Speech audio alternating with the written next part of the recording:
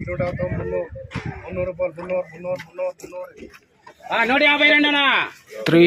300 170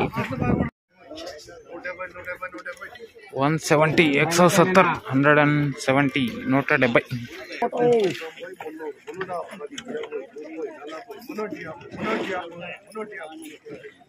350 350 350 top rate కా ఇవాళ TVS మండీలో చూడండి.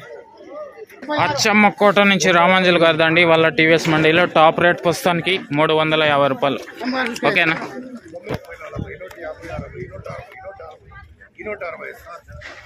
260 260 260